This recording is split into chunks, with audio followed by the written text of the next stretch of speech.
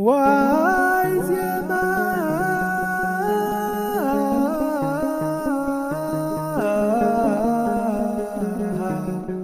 ذا سماي كوبا سماي ያው ዝሓለፉ ፀኒሑ እዩ ያው ዝተለዓሉ ሕቶታት ነይሮም ብፅሑፍ ዝመፁ ሕቶታት ነይሮም ምስታት 6 ዝኾኑ ሕቶታት ካብኡ ንላዕሊ እውን መፅሓፍ ቅዱሳዊ ዝኾኑ ሕቶታት እዮም መፅኦም ነዞም ሕቶታት እዚኣቶም ዘምፃእኹም ሰባት ወይ ዘምፃእኸን ሰባት ዝሓተትኩም ዝሓተትክን ሰባት ከመስግነኩም ፈቱ ምክንያቱ ንሕና ቅድሚ ኩሉን ልዕሊ ኩሉን ክነንብቦ ዝግበአና መፅሓፍ ቅዱስ እዩ ኩሉ ግዜ ብዛዕትኹዎ ዝናገሮ ነገር እዩ ምክንያት ንምንታይ ተተባሂሉ ህይወትና ኣብኡ እዩ ዝምስረት ወይ ከዓ ናይ ህይወትና መምርሒ ናይ ክርስትናና መምርሒ ቁፅሪ 1 ቅዱስ መፅሓፍ እዩ ጎይታ እግዚአብሔር ክናገረና ከሎስ ናይ መናገሪኡ ወይ ንዓና ዝናገረሉ ካብ ዝናገረሉ መንገድታት እቲ ሓደ እቲ ሰፊሕ ባይታ ዝሓዘ ዝቃል እዚ ወይ ቅዱስ መፅሓፍ እዩ ስለዚ ነዚ ቅዱስ መፅሓፍ እዚ ክነንብብ ይግባአና ክነንብብ ከለና ብዙሕ ዘይርዱና ነገራት ክህልው ይኽእሉ ንምርዳእ እንታይ ኢና ንገብር ሓደ ክንፅሊ ከለና ማለት ቅድሚ ምንባብና ናብ እግዚአብሔር ክንፅሊ ኣለና ምክንያቱ እዚ ቃል እዚ መንፈሳዊ ዳ እምበር ዓለማዊ ይኾነ ስለዚ ነቲ መንፈሳዊ ሓሳብ ንምርዳእ እንታይ ምዃን ይድሊ መንፈሳዊ ምዃን ይድሊ እግዚአብሔር መንፈስ ቅዱስ ክገልፀልና እቲ ዝረቐቐ ከጉልህልና እቲ ዝሓብአ እቲ ዝተሓብአ ወይ እቲ ዝተሰወረ ቃልዐና ጸሎት ኣድላይ እዩ ማለት እዩ ክንጽሊ ኣለና ካልኣይ ደጋጊምና ክነንብብ ኣለና ሳልሳይ ካብ ላዕሊ እስካዕ ታሕቲ ክነንብብ እዚ ሓደ ግዜ ሕልፍ ኢልና ነንብብ ተኾይና ነቶም ዝፍጠሩ ሕቶታት መልሲ ዘይክንረክብ ንኽእል ወይ ካብ ላዕሊ እስካዕ ታሕቲ ነንብብ ተኾይና ደጋጊምና ነንብብ ተኾይና እቲ ሓሳብ እንታይ ክብል እንታይ እናበለ እዩ መፅኡ ሕዚ ኸ እንታይ ክብል ደልዩ ዝብል ነገር ደጋጊምና እንድሕር ኣንቢብናዮ እቲ ሓሳብ ክንርድኦ ንኽእል ኢና ካብ ፍርቂ እንድሕር ጀሚርካ ግን ልዕል ኢልካ ዘየንበብካ እንተኮይንካ ማእኸል ተጀሚርካ ዘደናግር ነገር ክህሊ ይኽእል እዩ ብቐሊሉ ክትርድኦ እናኸኣልካ ዘይክትርድኦ ትኽእል ኢኻ እቲ መፅሓፍ ቅዱስ ዓርሱ ንዓርሱ ዝተዋፈዐ ጌርካ ክትወስዶ ትኽእል ኢኻ እዚስ ከመይ ገይሩ እዩ ከም ዝበሃል ዘለዎ ወይ እዚስ ከመይ ገይሩ እዩ ከም ዝብል ዘሎ ዝብል ነገር ኣብ ውሽጥኻ ኣብ ውሽጥና እናተመላለሰ ክመፅእ ይኽእል ማለት እዩ ብዝተረፈ ቅዱስ መፅሓፍ ክነንብብ ከለና ናይቲ ቃል ወይ ናይቲ ፅሑፍ ዓላማ እንታይ እዩ ክንርዳእ ኣለና ምዕራፍ እንተኮይና ካብታ ምዕራፍ እንታይ እያ ዝቐፀለ ካብ ምዕራፍ 1 ቀፂሉ 2 እንድዩ ምዕራፍ 1 ከይረኣኻ ናብ ምዕራፍ 2 ምኻድ ንባዕሉ ትክትርድኦ ወይ ትክትሕዞ ክትጭብጦ ዝግበአካ ነገር ዘይከጨብጠካ ይኽእል እዩ ስለዚ እንታይ ክንገብር ኣለና ማለት እዩ ጥንቃቐ ክንገብር ኣለና ኣብ ዝሓለፈ ኮርሲ ተዋሂቡ ነይሩ صنعت መፅሓፍ ቅዱስ ምናልባት እዚ ዘይካተተ እንተኮይኑ እንድዕመር ብዛዕባ ኣነባብና ዘይካተተ እንተኮይኑ እምበር ተዋሂቡ ነይሩ እዩ ኮርስ ሓፂር ኮርስ እና ናይ ምዕራፍ 3 ሓሳብ ንምርዳእ የግድ ምዕራፍ 2 ክተንብብ ኣለካ ናይ ምዕራፍ 2 ሓሳብ ብዝተወሰነ መልክዑ ክንርድኦ ኣለና መፅሓፍ ቅዱስ ሙሉእ ብሙሉእ ተረዲኡ እየ ሙሉእ ብሙሉእ ፈሊጠዩ እየ በፂሐሉ እየ ዝብል ኣካል ፈፂሙ የለን ከምኡ ዝብል ኣካል እንተኮይኑ እሱ ጉጉእ እዩ ማለት እዩ ምክንያቱ ወትሩ ሓድሽ በቢግዜኡ ግን እናንበብና ክንከይድ ከለና ሎሚ ከይተረዳእና ከየስተውዓልናዮ ዝሓለፍናዮ ነገር ፅባሕ ደጊምና ክነንብብ ከለና ነስተውዕሎ ንርድኦ ነገር ኣሎ ዕድመ ልክዖም ኣብ ምምሃር ምስትምሃር ዘለዎ ቦታት ብዛዕባ መፅሓፍ ቅዱስ ጠንቂቐ ፈሊጠዮ እዩ ኣይናገር በቃ ወዲእ እየ መፅሓፍ ቅዱስ ፈሊጠዮ ወዲእ እዩ ኣይብ ቶም ትርጓሜ ዘምህሩ ቶም ኣብራህሪሆም ከምህሩ ዝኽእሉ ኣቦታት ንባዕሉ ማለት ተመሊሶም ዝኾነ ሕቶ ክለዓል ከሎ ተመሊሶም ናፍቲ ቃል ናፍቲ ምዕራፍ ሕቶ ዝተለዓለሉ ምዕራፍ ተመሊሶም ኣንቢቦም እዮም መልሲ ዝህቡ ዘብራህርኡን ማለት እዩ እና እንታይ ማለት እዩ መፅሓፍ ቅዱስ ኩላትኩም ኣብዚ ዘለኹም ካልኦት ኣዕርክቲ እውን እንተሃልዮም መፅሓፍ ቅዱስ ምንባብ ዕለታዊ ተግባርና ክንገብረሉ በቃ ከምቲ ቁርሲ ምሳሕ ድራር ምንም ነዚኦም ሕቶ የድልዮም ሓቂ እዚኦምስ ተተሒዙሎም ተተሊሙሎም ንገብሮም ነገራት እዮም ወይ ናይ ህይወትና ሓደ ኣካል ምግቢ ምምጋብ ማይ ምስታይ ብሓፈሻ ናይ ህይወትና ሓደ ኣካል እዩ ክንነብር ከለና ማይ ክንሰቲ ኣለና ምግቢ ክንበልዕ ኣለና ኢልና ከም እንሓስብን ከም እንወስድን ኩሉ ከም ክርስትና ታይና ክንገብር ዘለና መፅሓፍ ቅዱስ ምንባብ ናይ ህይወትና ሓደ ኣካል ክንገብሮ ይግባእ እዩ መፅሓፍ ቅዱስ ምንባብስ ናይ ህይወት ሓደ ኣካል ክኸውን ኣለዎ ልክዕ ከም ጸሎት ከም ምስጋና ኢልና ክንወስድ ኣለና ክብለኩም ፈልጡ እና ካልኦት ሕቶታት ምውሳኽ ትኽእሉ ኢኹም ሎማዓንቲ ግን ክልተ ሕቶታት ጥራሕ እየ ክመልስ ከምቲ ትርእዩኒ ዘለኹም ኣነፍነፍ እየ ዝብል ዘለኹና ክልተ ሕቶታት ካብቶም ዝተልዓሉ ካብ ጉጅለ 4 ዝመፁ ሕቶታት እዮም ካልኦት እውን ኣለዎ ብርግጽ ከም ዝበዝሐ ካብኡ ዝመፁ እዮም ብኡ ዝመፀኒ እናቐፅሉሉ መጽሐፍ ቅዱስ አንቢብኩም ዘይተረዳእኩም ነገር እዚኣ ስታይ ማለት እያ ንምንታይ እያ ኢልካ ምሕታት በቃ ናይ ጎበዝ ተምሃራይ ወይ ናይ ጎበዝ መንበባይ ባህሪ እዩ ዝኸውን እንተኾነ ግን እዚኣ ምዕራፍ እዚኣ ቁፅሪ ክንዲ እዚኣ እስካዕ ክንዲ እዚኣ ከምዚኣ ትብለላ እዚኣ ኣይተረደአት እታ ዘይተረደአትኩም ንፅር ክተብልዋ ግን ይላበወኩም ንምምላስ ምእንቲ ማለት እዩ ርግፅ ያው ክትርዳእ ትኽእል ኢኻ እቲ ቁፅሪ ክተንብቦ ከለኻ እንታይ ምርዳእ ኣብይዎ ወይ ምርዳእ ኣብይዋ ዝብል ነገር ክነምፅእ ንኽእል ኢና ግን ንፅር ተትብል እዚኣ ከምዚኣ ትብላ እዚኣ ስታይ ማለት እያ ምክንያቱ ሓደ ምዕራፍ ነዊሕ ክኸውን ይኽእል እዩ ወይቲ ኣይተረድአንን ዝበሃል ዘሎ ኣብ ሓደ ምዕራፍ ኮይኑ ክልተ ቁፅርታት ክኾኑ ይኽእሉ ሰለስተ ቁፅርታት ክኾኑ ይኽእሉ ወይ 4 ቁፅርታት ክኾኑ ይኽእሉ እዮም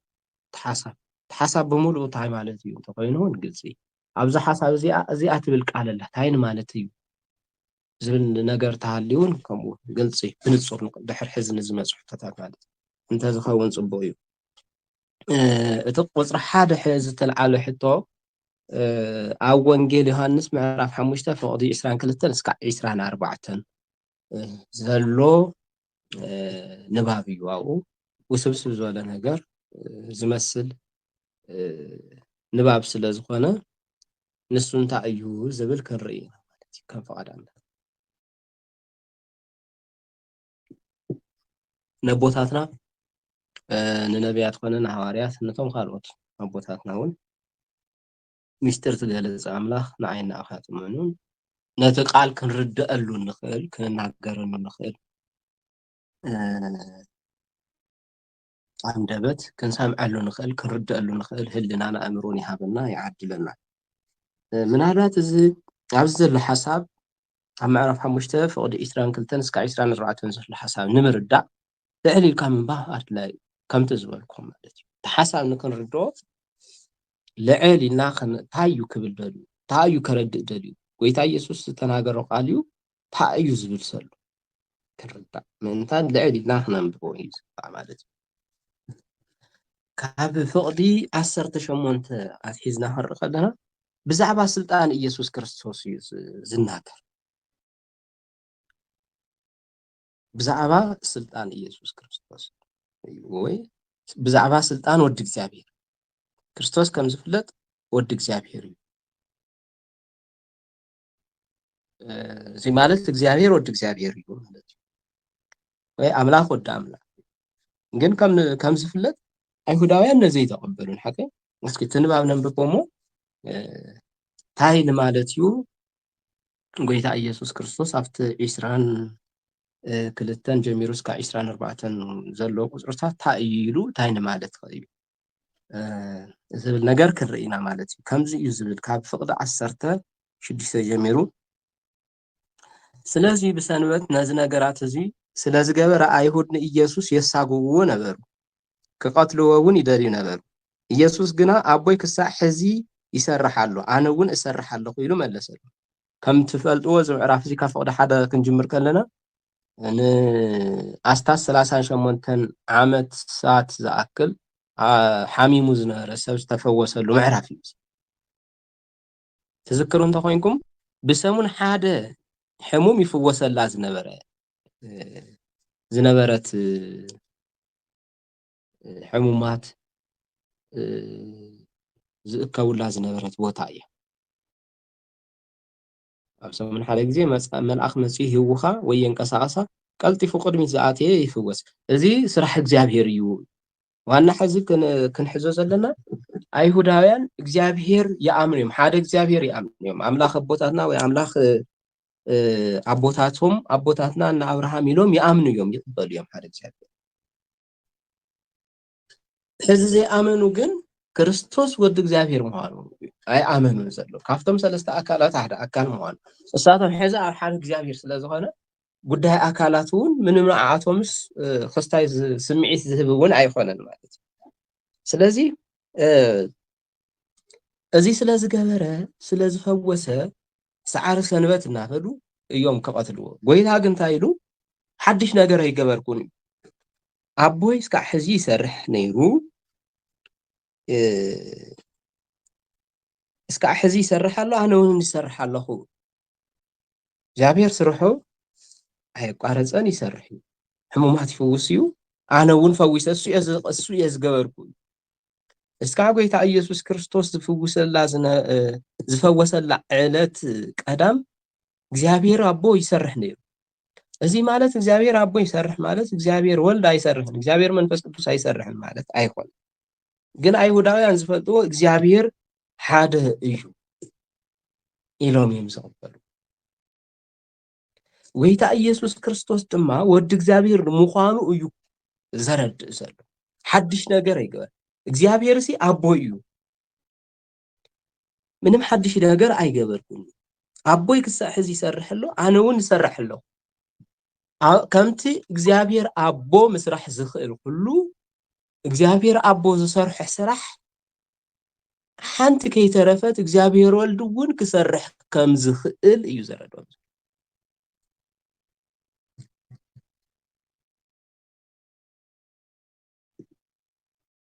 ልቢና ክንርድኦ ዘለና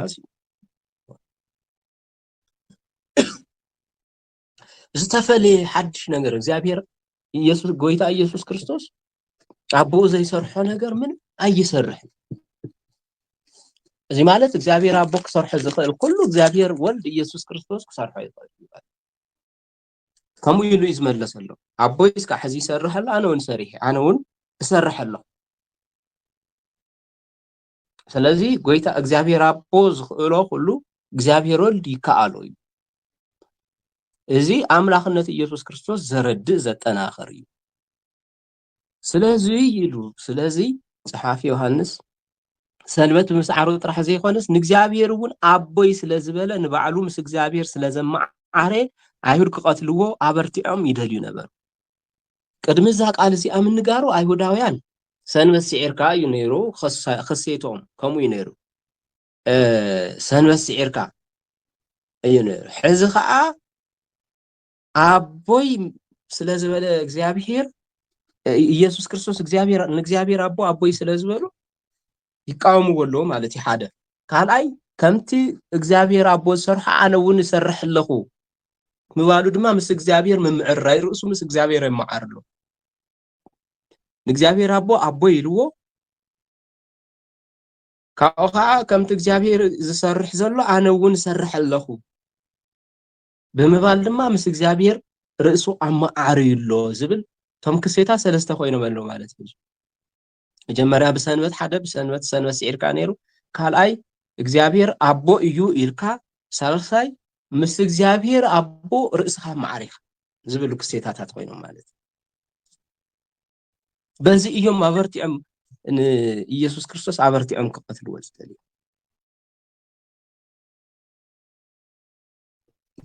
ኣይሁዳውያን እግዚአብሔር ናይ ኩሉ ኣቦ ምዃኑ ኣይዝንግዑን ወይ ኣይከሓዱን ግን ብዝተፈለየ መልክዑ ኢየሱስ ክርስቶስ ኣቦይ ምባሉ ግን ኣይጠዓሙምን ምክንያቱ ጎይታ ኢየሱስ ክርስቶስ ንእግዚአብሔር አቦ አቦይ ይበሎ እምበር አቦይ ይበሎ አቦ እውን እዩ ግን ልክዕ እግዚአብሔር አቦ ከም ዝሰርሕ ንሱ እውን ብምስራሕ ወይ ከዓ ብምንም ነገር ካብ እግዚአብሔር አቦ ከም ዘይንእስ የረዳሉ እዚ ከዓ ንዓቶም አይጣዓሞምን በቃ አይጣዓሞምን ምክንያቱ ኢየሱስ ክርስቶስ ካብ እግዚአብሔር ዝተልኣኸ እዩ ኢሎም ንምእማን ብጣዕሚ ስለ ዝተቸገሩ ምክንያቱ ቶም ካልኦት ካብ እግዚአብሔር ዝተልኣኹ ተባሂሎም ዝፍለጡ ንርእሶም ትሕት ኣቢሎም እዮም ምስ እግዚአብሔር አቦ የመዓራርዩን ምክንያቱ ዝመዓረይሉ መንገዲ የለን ንእግዚአብሔርስ ኣምላኽና እዮም ዝብልዎ ነበሩ ወይ ኣቦና ክብሉ እንተኮይኖም ብሓደ ጎይታ ኢየሱስ ክርስቶስ ግን ንእግዚአብሔር አቦ ኣቦይ ኢሉ እዩ ዝፅውዖ ኣቦኡ ስለ ዝኾነ እግዚአብሔር ዝገብሮ ንሱ እውን ከም ዝገብር እዩ ዘረድእ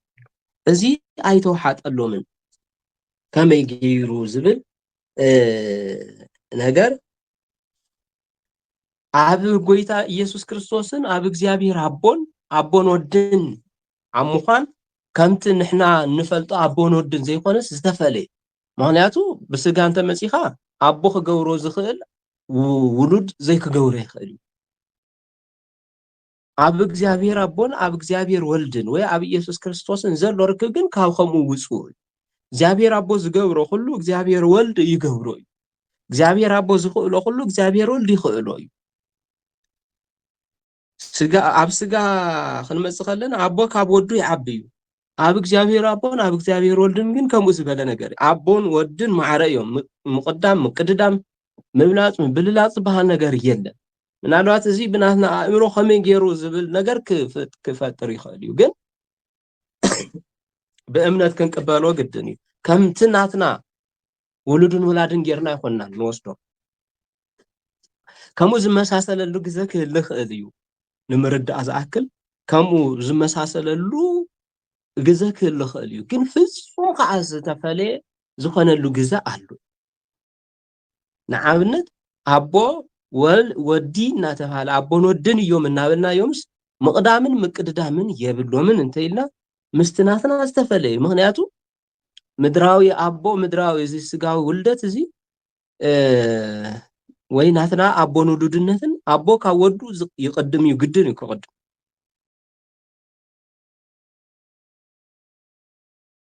ሕዚ ወዲ እናተባሃለ ወደይ እናበለ ዝፅውዕ ዝነበረ ውላድ ጽባሕ ኣቦ ናይ ምዃን ዕድል ኣለዎ እዩ ኣብ ኢየሱስ ክርስቶስ ግን ከምኡ የለን ወይ ኣብ ወልድ ከምኡ የለን ንዘለዓለም ወልድ እናተባሃለ ይነብር ኣቦ እውን ንዘለዓለም ኣቦ እናተባሃለ ይነብር እና ብዙሕ መልክዑ ዝተፈልየ እዩ ካብቲ ንሕና ንፈልጦ ውሉድነት ወይ ኣቦን ወድን ኢልና ንፅውዖ ርክብ ናይ ጎይታ ኢየሱስ ክርስቶስን ወይ ናይ እግዚአብሔር ወልድን ናይ እግዚአብሔር ኣቦን ርክብ ብጣዕሚ ዝተፈልየ እዩ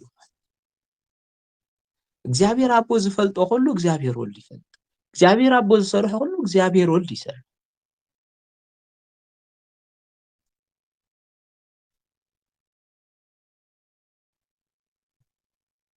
ንኣይሁዳውያን ዘይተዋሓጠሎም ሓቂ እዚ እዩ ክቕበልዎ ዘይደለዩ ሓቂ እዚ እዩ ማለት እዩ እና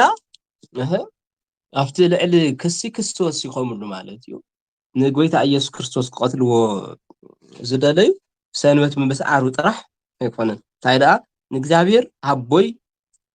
ኢሉ ብምፅውዑ ንባዕሉ እውን ምስ እግዚአብሔር መምዕራይ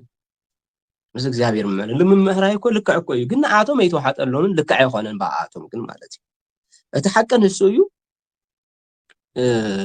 እቲ ሓቂ ግን ክቕበልዎ ይደልዩ ምሳሌ ብዙሕ ግዜ እቲ ሓቂ ንዘይምቕባል ንገብሮ ፃዕሪ ናብ ገደል እዩ ዝወስደና ወይ ምስ እግዚአብሔር እናፈላለየና እዩ ዝኸይድ ስለዚ ጥንቃቄ ክንገብር ኣለና ሒዝናዮም ንፀንሕ ነገራት ብልምዲ ክኸውን ይኽእል ብሰሚዕ ክኸውን ይኽእል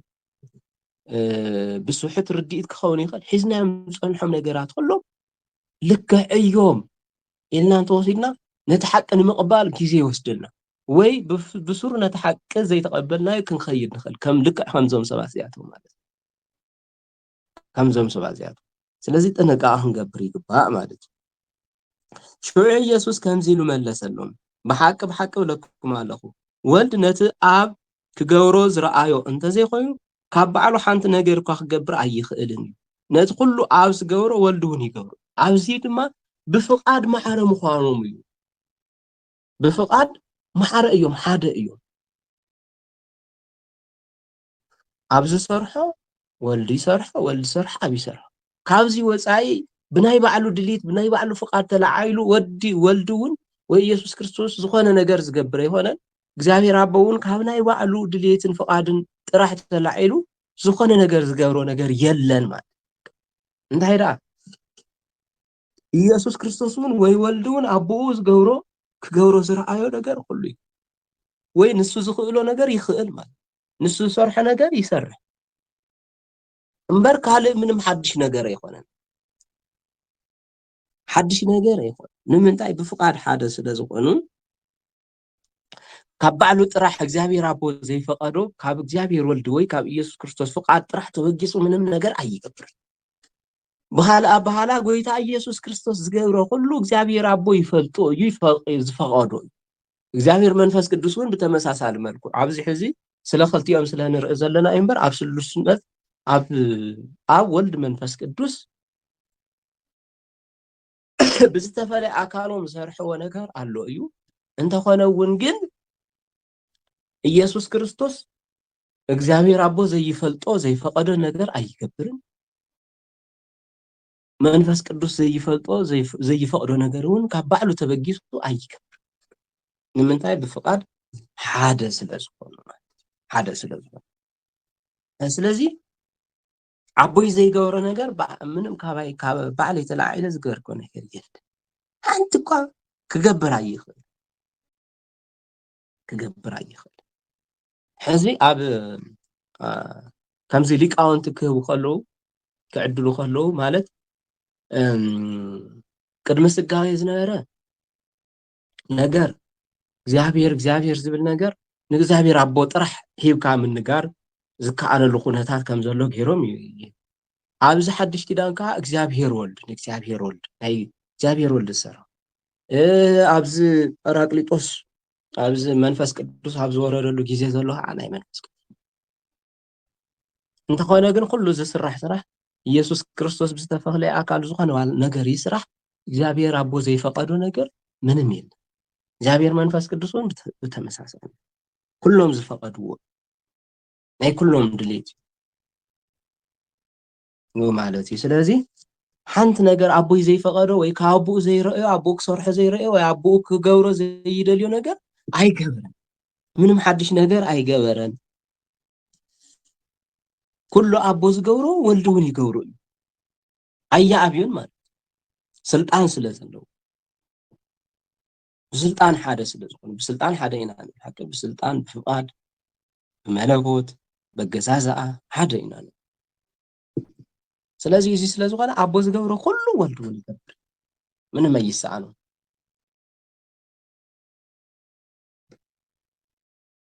እዚ ነቶም ኣይሁዳውያን ነቶም ተቃወምቲ እዚ ግን እንታይ እዩ ርእሲ ሕማም እዩ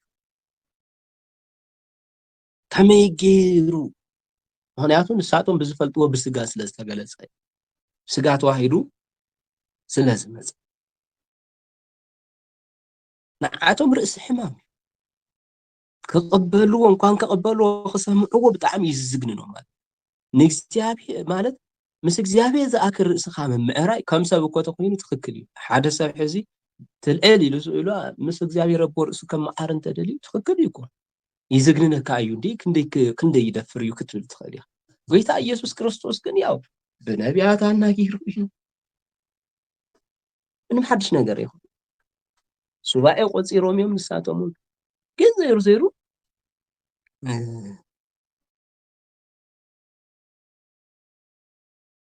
ነቲ ዝመፀ መሲሕ ንዘይ ምቕባል ንዘይ ምእማን ብጣዕሚ ፅዒሮም እዮም ማለት ኣብ ንወልዲ ስለ ዘፍቅሮ ነቲ ዝገብሮ ኩሉ የርዮ እዩ ንስኻትኩም ምእንቲ ክትድነቑ እውን ካብዚ ዝዓቢ ግብሪ ከርዮ እዩ ሕዚ ኣብዚ ዕላሙ እንታይ እዩ ንጎይታ ኢየሱስ ክርስቶስ ወይ ጎይታ ኢየሱስ ክርስቶስ ወዲ እግዚአብሔር ምዃኑን ንምጭባጥ እዩ እዚ ጥራሕ ዘይኮነስ ኢየሱስ ክርስቶስ ግበር ዘይበሎ ነገር ኣይገብሪ እግዚአብሔር አቦ ግበር ዘይበሎ ነገር ኣይገብርን ወይ ዘይርአዮ ነገር ዘይተለሞ ነገር ምንም ኣይገብር ምክንያቱ እግዚአብሔር አቦ ክትልም ዓለም ከድሕን ክትልም ከሎ ካብ እግዚአብሔር ወልድ ተፈልዩ ወይ ተሓቢኡ ዝገበረ ነገር እዩ እግዚአብሔር ወልድስ ግልጽ afti ትልሚ አሉ ዓለም ከድሕን ይደሊ ናብዚ ምድሪ እዚ ከልእኮ ከለውን ዋላ ኦሆ ብሂሎ ተኣዛዚ ኮይኑ ተኣዛዚ ኮይኑ ሲ እሺ ኢሉ መፅኡ ዋላ ንበል እምበር ብግዲ እዩ ማለት እዩ ብግዲ ዝበሃል ብምግዳጅ ዝበሃል ነገር ኣይሰርሕን ኣብ ወልድ መንፈስ ቅዱስ ንለኣኸሎ ለኣኸሎ ተለኣኸሎ እዚ ክኸውን ከሎ ግን ኣብ ፍቕሪ ወይ ኣብ ብፍቓድ ሓደ ኣብ ምዃን ዘሎ እዩ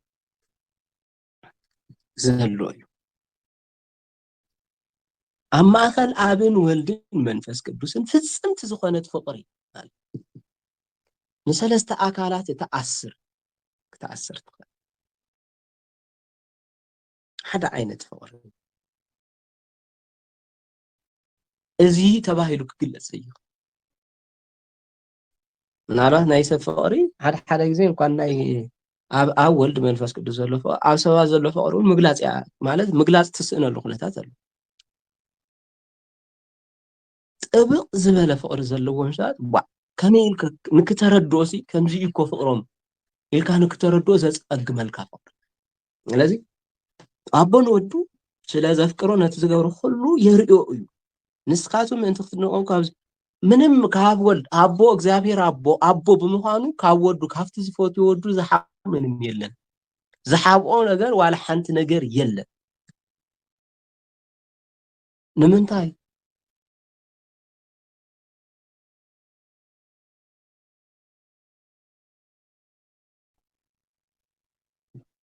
እቲ ብሕታዊ ወዱ ምስኡ ማዕረ ስለ ዝኾነ ኣቦ ብምዃኑ ስለ ዘይበልጾ እቲ ብሕታዊ ወዱ ወዲ ስለ ዝኾነ ካብኡ ስለ ዘየነስ በኣምላኽነት ሓደ ስለ ዝኾኑ ካብኡ ዝሕባእ ነገር ፈጺሙ የለን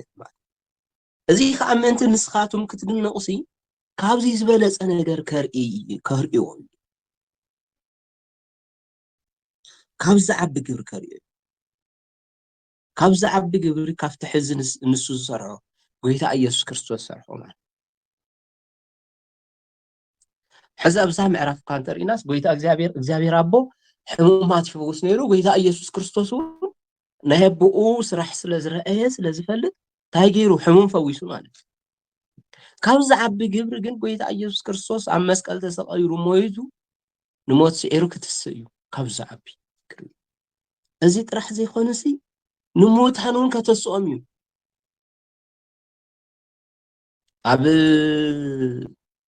ኣብቲ ናይ ትምህርቲ ኣገልግሎት እናሃለወ እንተሪእና እውን ኣተስኡ እዩ ሓቀይ ኣብ መስቀል ተሰቒሉ እናሃለየ እውን ልዕሊ 500 ትሕቲ 600 ዝኾኑ ነብሳት ተላዒሎም እዮም ካብ መቃብር ኣልዓዛር ናይ 4 መዓልቲ ሬሳ ተላዒሉ ወዲ ታመበለት ተላዒሉ እዩ ወለተ ኢያኢሮስ ተላዒላ እያ ካብኡ ዝዓቢ ካብ ትንሣኤ ሙታን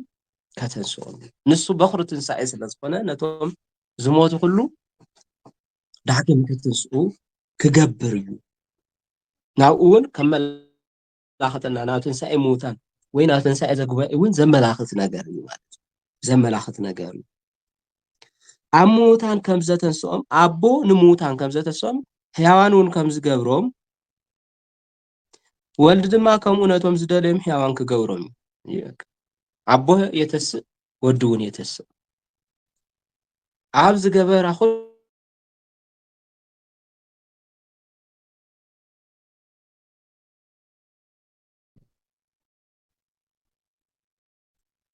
ኣብ ዝገብሮ ኩሉ ወዲ እውን ይገብሮ እዩ ካልእ ኩሉ ገዲፍና ኣቦ ዝገበራ ኩሉ እግዚአብሔር ወልድ እውን ይገብር እዩ ስለዚ ዓላማ እንታይ እዩ ኣብዚ እግዚአብሔር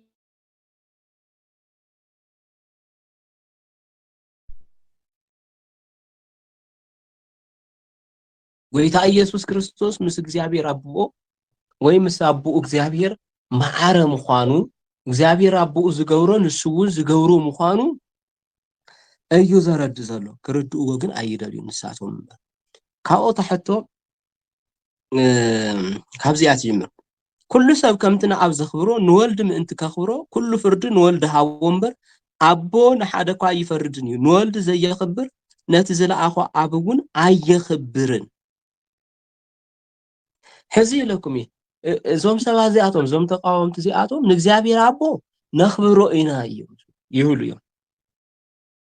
ነቲ ዝለኣኾ ወዱ ግን ነቲ ብሕታዊ ዝኾነ ወዱ ንድሕነት ዓለም ዝመፀ ወዱ ግን ኣየኽብርዎ ስለዚ ንኢየሱስ ነቲ ዝለኣኾ ዘይምኽባር ነቲ ለኣኺ ዘይምኽባር እዩ ንወዱ ዘይምኽባር ነብኡ ዘይምኽባር እዩ ስለዚ ምእንቲ ከምቲ ንኣቦ ዘኽብርዎ ኣቦ ፈራዲ እዩ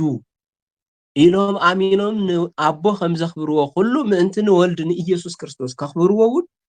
ናይ ፍርዲ ስልጣን ናይ ምፍራድ ስልጣን ኩሉ ንመን ሃቦ ንጎይታ ኢየሱስ ክርስቶስ እዚ ማለት እግዚአብሔር ኣቦ ኣይፈርድን ማለት ኣይኮነን ጎይታ እግዚአብሔር ኣቦ ብወዱ ኣቢሉ እዩ ንዓለም ዝፈርዶ ማለት ኣምላኽነቱ ምእንታን ክርዱ እግዚአብሔር ኣቦ ናይ ምፍራድ ስልጣን ኣለዎ እግዚአብሔር ወልድ እውን ናይ ምፍራድ ስልጣን ከም ዘለዎ ምእንታን እንታይ ክገብሩ ምእንታን ክርዳእ እዩ ምናልባት እዚ ሃቦ ስለ ዝተባሃለ ዋ ይንእስ ድዩ ገለ እንብሎ ነገር ክህላ ይግባል ምክንያቱ ኣብዚ ጎይታ ኢየሱስ ክርስቶስ ፍጹም ሰብ ፍጹም ኣምላኽ እዩ ወሃብን ተቐባልን እዩ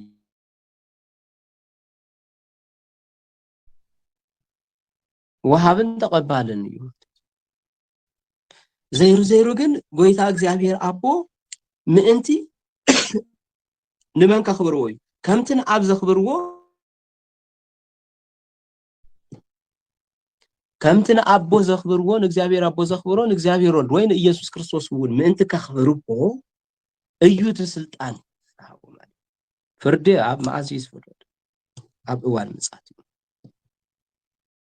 ኩሉ ስልጣን ሰማይን ምድርን ተዋሂቡኒ እዩ ኢሉ እውን ኣብ ካልእ ክፋል ተናጊሩ እዩ ጎይታ ኢየሱስ ክርስቶስ ጎይታ ኢየሱስ ክርስቶስ ተናጊሩ እዩ ማለት እዩ እና ንምንታይ እዩ እቲ ኩሉ ፍርዲ ንወልዲ ዝተዋሃቦ ኢየሱስ ክርስቶስ ምስ እግዚአብሔር ኣቦ ምዕሩይ ስልጣን ከም ዘለዎ ተረዲኦም ንወልድ ከምቲ ንኣቦ ነኽብሮ ኢና ዝብሉ ንኢየሱስ ክርስቶስ እውን ምእንታን ከኽብርዎ ምእንታን ኣምላኽነቱ ክርድኡ ወዲ እግዚአብሔር ምዃኑ ምእንታን ክፈልጡ ምዃኑ ልቢ ክንብል ይግባእ ማለት እዩ ልቢ ክንብል ይግባእ ብሓቂ ብለኩም ኣለኹ እቲ ንቃለይ ዝሰምዕ በቲ ዝለኣኸኒ ዝኣምን ናይ ዘለዓለም ህይወት ኣለዎ ንሱ ካብ ሞት ናብ ህይወት ይሳገር እምበር ናብ ፍርዲ ኣይቀርብ ብጎይታ ኢየሱስ ክርስቶስ ዝኣምን ንሱ ናብ ፍርዲ ይቀርብ ተባሂሉ እዩ ኣብ ተባሂሉ እዩ ሓቀይ ኣብ ዮሐንስ 3:18 እውን ከምኡ ዝብል ንረክብና ብጎይታ ኢየሱስ ክርስቶስ ዝኣምን ናይ ዘለዓለም ህይወት እግዚአብሔር ኣቦ ንወልዱ ዝለኣኾ እውን ዓለም ናይ ዘለዓለም ህይወት ምእንቲ ክረክብ እምበር ዓለም ምእንቲ ክፍረዶ ወይ ምእንቲ ክኩነኖ ኣይኮነን ምእንቲ ክኩነን ኣይኮነን ብጎይታ ኢየሱስ ክርስቶስ ምእማን በቲ ዝለኣኾ ምእማን ሕዚ ኣይሁዳውያን ግን ኣሸጊሮም ዘለዉ በቲ ለኣኸ በቲ እግዚአብሔር ኣቦ ንኣምን ኢና ይብሉ ብወዱ በቲ ዝለኣኾ ንህይወት ዝተለኣኸ ንድሕነት ዝተለኣኸ ወዱ ኢየሱስ ክርስቶስ ባህርያዊ ወዱ ግን በብኡ ፍጹም ሰማያዊ ብኑ ፍጹም ምድራዊ ዝኾነ ፍጹም ሰብ ፍጹም ኣምላኽ ዝኾነ ኢየሱስ ክርስቶስ ግን ኣይንቕበልን ሪኢኹም ንጎይታ ኢየሱስ ክርስቶስ ምቕባል ግን ናበይ ይመርሕካ ናፍቲ ለኣኺኡ ናብ ኣቦኡ ይመርሕ ማለት ናብ ኣቦኡ ይመርሕ ንጎይታ ኢየሱስ ክርስቶስ ምኽባር ንእግዚአብሔር ኣቦ ምኽባር ኣይሁዳውያን ግን ንእግዚአብሔር ኣቦ ነኽብሮ ኢና ኣቦና እዩ ይብሉ ንእግዚአብሔር ወልድ ግን ኣይኽብርዎን ከም ኣቦ እውን ኣይርእይዎን ከም ኣምላኽ እውን ኣይቆፅርዎን ኣምላኽ እውን ኣይቆፅርዎን ተሓቂ እኳ ተነገሮም ንምኽሓድ ነቲ ሓቂ ንምኽሓድ እዮም ዝፅዕሩ ማለት እዮም ዝፅዕሩ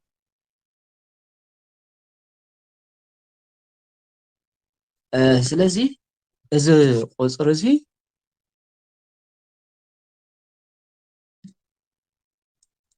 كننبه خلنا እዚ ካብ 22 እስካብ 24 ዘሎ ሰባት ወይ ኣብቲ ሽዑ ግዜ ዝነበሩ ሰባት ንጎይታ ኢየሱስ ክርስቶስ ኣምላኽ ምዃኑ ኣምላኽ ወዲ ኣምላኽ ምዃኑ ምእንታን ክርድኡ ዝተነገረ ነገር እግዚአብሔር አቦ ምስ ጎይታ ኢየሱስ ክርስቶስ ማዓረ ምዃኑ ጎይታ ኢየሱስ ክርስቶስ ካብ አቡ ዋላ ይለኣኽ እምበር አቡኡ ዝገብሮ ኩሉ ዝገብር ምዃኑ ንኽፈልጡ ዝተነገረ እዩ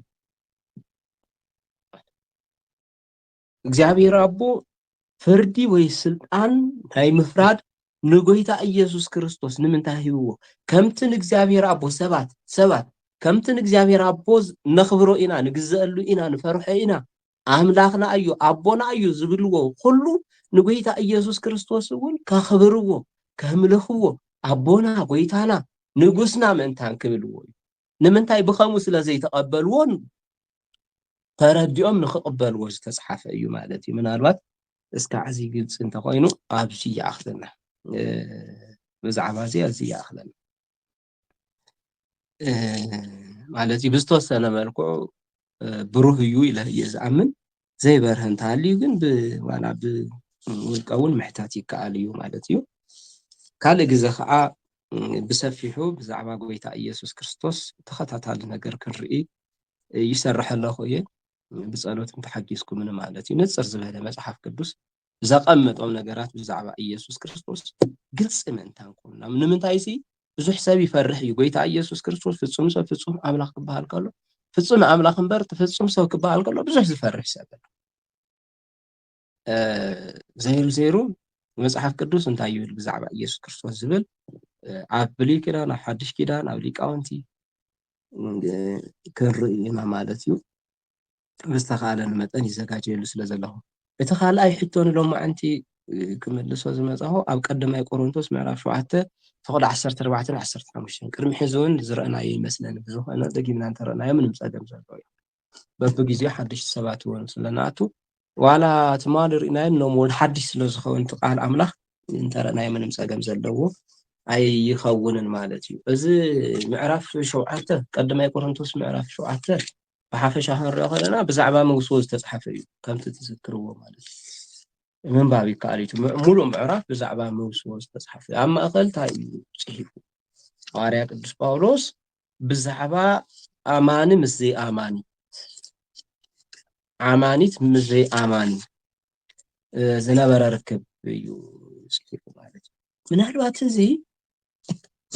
ክንርድኦ ዘለና ሓደ ሰባት እውን ያው ሕዚ እውን ይከኣል እዩ ናብ ምባል ዝኸድሉ ኩነታት ክንልኽእል እንድዩ ግን ሐዋርያ ቅዱስ ጳውሎስ ሓድሽ ምትእትታው ኣይኮነን ፅሒፉ ወይ ብዛዕባ ሓድሽ መውስዎ ኣይኮነን ፅሒፉ ብመሰረቱ ክነንብቦ ከለና ማለት እዩ ነንብቦ ኢና እንታይ ደኣ እዩ ብዛዕባ ተኣታትዮም ዝፀንሑ ሰባት እዩ ብዛዕባ ተኣታትዮም ዝፀንሑ ሰባት ንኣብነት ቅድሚ ወንጌል ምስባኹ ብሓደ ዝፀንሑ ሰባት ማለት እዩ ኣይሁዳዊ ምስ ካልእ ክኸውን ይኽእል ምስ ካልእ እቲ ካብኡ መንቁስ ወንጌል ክስበክ ከሎ ሓደ ይኣምን ሓደ ግን ኣይኣምን ብዛዕባ እዚ እዩ ፅሒፉ ብዛዕባ እዚ ክኸውን ከሎ እንታይ ክኸውን ነይርዎ ዝብል እዩ ሐዋርያ ቅዱስ ጳውሎስ ዝመኸረ ማለት እዩ ዝመኸረ እና ቀዳማይ ቆሮንቶስ ምዕራፍ 7 فقد 14 15 ይትሕቶ ልዕል ኢልና እንተንቢብና ግን እንታይ እዩ ዝብል ካብ فقد 10 ትሒዝና ነንብቡ ምክንያቱ እዚ ምዕራፍ እዚ ክፅሓፍ ከሎ ሐዋርያ ቅዱስ ጳውሎስ ገሊኡ ብናይ ጎይታ ትእዛዝ ይእዝዝ ኣለኹን ኣለ ካብ ጎይታ ብዝረኸቦ ትምህርቲ ወይ ካብ ጎይታ ብዝተኣዘዙ ገሊኡ ድማ ካብ ባዕሉ ምኽሪ ሓሳብ እዩ ዘቕርብ ምኽሪ ሓሳብ ይመክር ማለት እዩ ይሕሽ ዝበሎ ሓደ ኣቦ ሓደ መምህር ይሕሽ ዝበሎ ነገር ከማኽር ይኽእል ከም ጎይታ ከምዚ እዩ ከም ከማይ ግን ክሪኦ ከለኹ ከምዚ ምክንያቱ ሓደ ኣቦ ብቕንዕና ዘገልግል እንተኮይኑ መንፈስ ቅዱስ ይሕግዞ እዩ ኣብ ኣገልግሎቱ ሓላዊ ኣባጋዕ ስለ ዝኾነ ተናዋጊዕ ናይ እግዚኣብሔር ስለ ዝኾነ ነተናዋጊዕ ክሕሊ ብቕንዕና እንድሕር ተበጊስ ኮይኑ መንፈስ ቅዱስ ምኽሪ የቐብሎ እዩ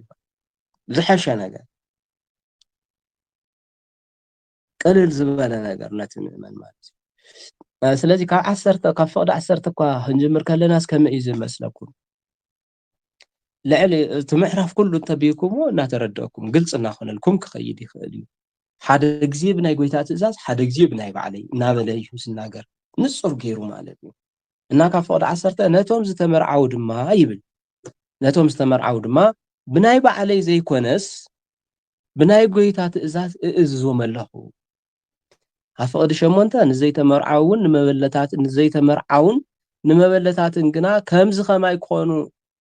ኸማይ ኮይኖም እንተነበሩ ይሕሾም እብል ኣለኹ ኢሉ ምክሪ ሓሳብ የቕርብ እዚ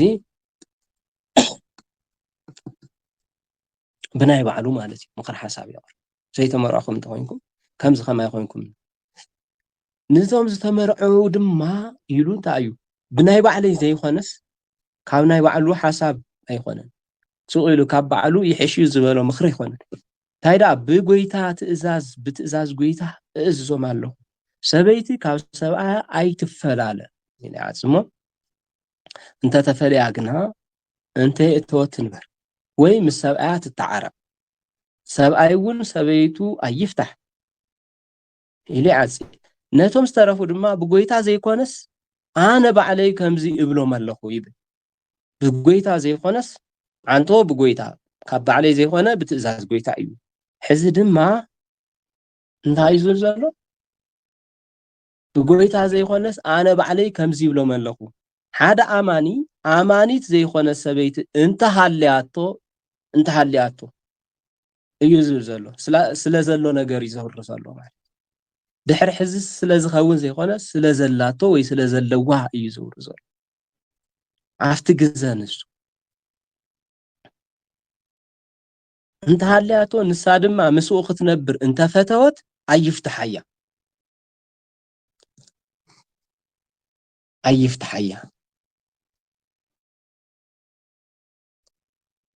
ሰበይቲ እውን ኣማኒ ዘይኮነ ሰብኣይ እንተሃልይዋ ንሱ ከዓ ምስኣ ክነብር እንተፈተወ ኣይትፍትሓዮ እቲ ኣማኒ ዘይኮነ ሰብኣይ ምእንቲ ሰበይቱ ተቐዲሱ እዩ እቲ ኣማኒ ዘይኮነ ሰብኣይ ምእንቲ ሰበይቱ ተቐዲሱ እዩ እቲ ኣማኒ ዘይኮነ ሰበይቲ እውን ምእንቲ ኣማኒ ሰብኣያ ተቐዲሳ እያ እሞ ከምኡ እንተዘይኸውን ደቆም ርኩሳት ምኾኑ ነይሮም ሕዚ ግና ተቐዲሶም እዮም ኣብዚ ሕዚ ዝሐሸ ዝበሎ እዩ ዝመክር ዘሎ ብናይ ባዕሉ ምክሪ እዩ እታ እዩ ሕዚ ወንጌል ክስብኽ ከሎ ሽዑ ግዜ ተኣታትዮም ዝጸንሕሞ ሓደ ኣሚኑ ተሓንቲ ዘይኣመነት እንተኮይና እቲ ዘይኣመነ ወይ እታ ዘይኣመነት ምስቲ ኣማኒ ሰብኣያ ክትነብር ወይ እቲ ዘይኣመነ ምስ ዝኣመነት ምስታ ኣማኒት ሰበይቱ ክነብር እንተደልዩ ድሌታ ማለት በቃ ኣይኽልኣያ እዩ ወይ ኣይትኽልኣዩ እቲ ዝኣመነ ሰብ ይፍቀደሉ እዩ ንምንታይ ሓደ በቲ እምነት ነቲ ዝኣመነ ወይ እቲ ሰብኣይ ወይ እታ ሰበይቲ በቶም ዝኣመኑ እቶም ዘይኣመኑ ሰባት ናብ እምነት ክሰሓቡ ይኽእሉ እዮም ምክንያቱ እምነት ሓይሊ ኣለዎ እዩ ከምቲ ንሕና ሕዚ ንቕልደሎ ኣይኮነን ባይዞ እምነት ማለት ኢልና ኣመንቲ ኢና እናበልና ክርስቲያን ኢና እናበልና ካብ ኣህዛብ ዘይንሕሽ ኃጢአት ኣብ ኃጢአት እናሰራሕና ትእዛዝ ጎይታ እናጣሓስና እንነብሮ ናብራ ኣይኮነን እምነት ማለት ነቲ ዝኣመንካዮ መሲልካ እትነብረሉ ህይወት እዩ ነቲ ዝኣመንካዮ ተፍቅሮን ትፈቶን ስለ ዝኾንካ እሙን ኮይንካ ንዕኡ እናመሰልካ ንዕኡ ለቢስካ እትነብሮ ናብራ እዩ ማለት ብቅድስና እትነብሮ ናብራ እዩ ኣማኒ ብቅድስና እዩ ዝነብር ንሕና እቲ እምነት እውን እንታይ ምዃኑ ስለዘይተረድአና ካብ ንእሽተይና ኣመንቲ ኢኹም ክርስቲያን ኢኹም ተባሂልና ብልምዲ ሒዝናዮ ስለ ዝመፃና ሓይሊ ናይቲ እምነት እንታይ ምዃኑ ኣይርድአን ምክንያቱ ህይወትና ክነዕቢ ካብ ግዜ ናብ ግዜ ክነዕብን ክነፀንክርን ኣይንረአን ስቆልና ናፍጣት ዝተተኸልናዮ ተተኺልና ክንነብር እዩ እምበር እምነትና እናተወሰኸ ኸይዱ ናይ ዘይኣመንቲ ህይወት ክቕይር ከም ዝኽእል እንፈልጠሉ ኩነታት የለን እሱ ከዓ ይጎድአና ማለት እዩ ስለዚ ኣብዚ እንተናስ ክልተ ነገራት ንርኢ ማለት ሓደ እቲ ኣማኒ ነቲ ዘይኣመነ ናብ እምነቱ ከምፀሉ ዝኽእል ሓይሊ ከም ዘለዎ ካልኣይ እቶም ካብኦም ዝውለዱ ሰባት ሓደ ኣማኒ ሓደ ዘይኣማኒ ኮይኑ ዋላ እንተኾነ በቲ ናይ ዝኣምን ሰብ እምነት እሳቶም ይቅደሱ እዮም ማለት እዩ እቲ ዘይኣመነ ዘይኾነ ነቲ ዝኣመነ ዘርክሶሲ እቲ ዝኣመነ ግን ነቲ ዘይኣመነ ክቅድሶ ይኽእል እዩ ናብ እምነት ከምፅኦ ይኽእል እዩ ነቶም ዝውለዱ እውን ናይቲ ዝኣመነ እምነት እዩ ዝቅድሶም ቅዱሳን ከብሎም ዝኽእል ንምንታይ እቲ ኣማኒ ብቅድስና ዝመላለስ ስለዝኾነ ብቅድስና ሂወት ዝነብር ስለዝኾነ ኢለኩም እየ ከምቲ ንሕና ሽእና ብሽም ኣማኒ እየ እናልካ እንዳጭፈራ እንዳሓጢያት እንዳስርቂ እንዳዓመፅ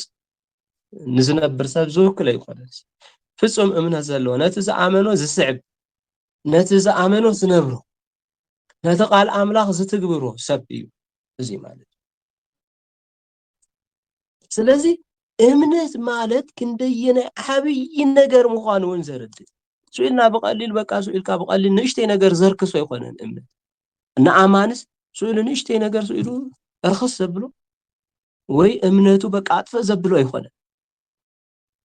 ኣብ ዮሃንስ ሓደ ኩሉ ግዜ ንጠቕሳ ነገር ኣብ ዮሃንስ 1:12 ነቶም ዝተኣመኑ ነቶም ዝተቐበልዎ ነቶም ብስሙ ዝኣመኑ እንታይ ውሉድ እግዚአብሔር ክኾኑ እንታይ ሃቦም እዩ ስልጣን ሃቦም እዩ ዝል ሓቂ ስልጣን ውሉድነት ስልጣን እዩ እምነት ስልጣን ስለዚ ነቲ ካብ ዘይኣማኒ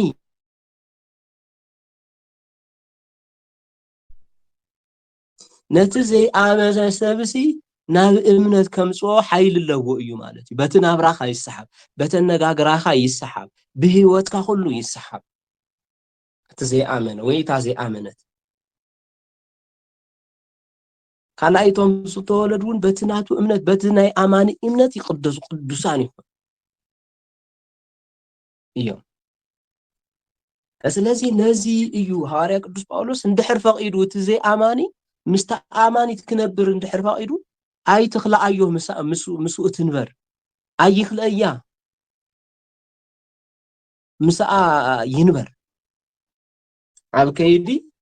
በቃ ፍቅሪ ንብዙሕ ነገር ይልውጥ ያከ ፍቅሪ ንብዙሕ ነገር ይልውጥ እምነት እንተሃልይዎ ከዓ ንዘይኣማኒ ብፍቅሪ ብዙሕ ነገር ክትገብር ትኽእል እምነትካ ብፍቅሪ ብትሕትና ብትናብራኻ ብትሂወትካ ብዙሕ ነገር እንኳን ምሳኻ ንትነብር ይኾነን እንኳን ምሳኻ ንዝነብር ይኾነን ንኻልእ እውን ክቀይር ይኽእል እዩ ናፍቲ ናትካ ሂወት ከምፅእ ይኽእል እዩ ግን ኣፍቲ ዘይኣምን ሰብ እውን ቅንዕና እንተልዩ ኣፍቲ ኣማኒ እውን ቅንዕና እንተልዩ ተንኮል መንኮል እንተሃልዩ እዚ ዝሰርሕ ይኾን ዝሰርሕ ይኾን ስለዚ ፍቃድ እንድሕር ኮይኑ እቲ ዘይኣምን ምስታ ተኣምን ምስታ ኣማኒት ክነብር እየ ዝብል ፍቃድ ድሌት እንተሃልዩ ኣይኽልእዮ ትንበር ይንበር ትንበር እዚ ድማ ምክንያቱ እንታይ እዩ እቲ እምነት ሓይሊ ስለ ዘለዎ ነቲ ዘይኣምን ወይ ነታ ዘይተኣምን ናብ እምነት ከምፅእ ስለ ዝኽእል እዩ ዋይ ዜማ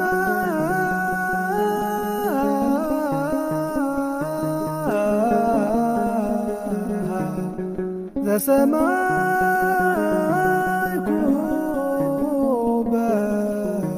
በሰማይ